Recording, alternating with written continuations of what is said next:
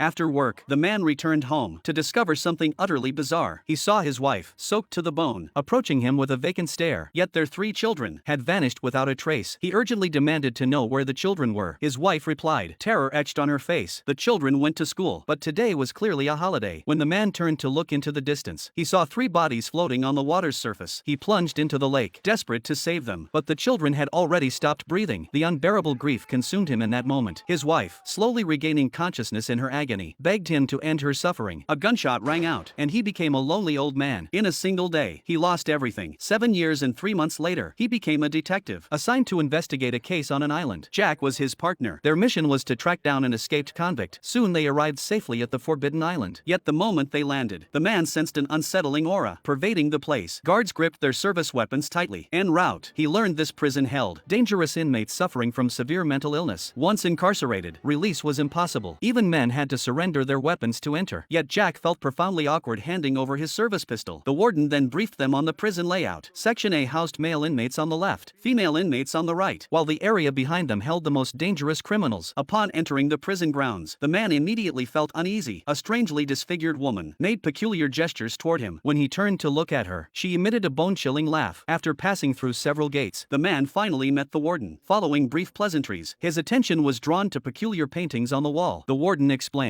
these depicted real, brutal punishments. The most extreme involved splitting open a prisoner's skull and pouring icy seawater inside until they yielded. But this punishment had now been abolished. The prison now focused on treatment. The man's mission was to investigate an escapee named Lisa. Her husband had died on the battlefield. Subsequent blows had driven her to a mental breakdown, leading her to drown her 3 children in a swimming pool. When she arrived at this prison, she still firmly believed the children were alive and imagined this place as her former home. The warden handed the card to the male patient, but as he stared at the photo in his hand, a sudden, splitting headache struck. His consciousness instantly flooded with battle scenes. Unable to comprehend its meaning, he swallowed a pill to ease the agony, then asked the supervisor if they had searched for Lisa. The supervisor explained they had combed the entire island to no avail. More bizarrely, when Lisa vanished, all doors and windows remained securely shut, as if she had vanished into thin air. This detail immediately caught the man's attention. Guided by the guard, they entered Lisa's room. After a thorough search, they found only 2 pairs of men's shoes hidden behind the curtains. Then the man noticed a note wedged in the floorboards. He hurriedly pulled it out from the corner. The guard confirmed it was Lisa's handwriting. Finding no other clues in the room, they searched along her possible escape route. The supervisor informed them that someone had patrolled the stairwell last night, but no one had noticed how Lisa slipped past security and hid. They then launched an investigation on the island.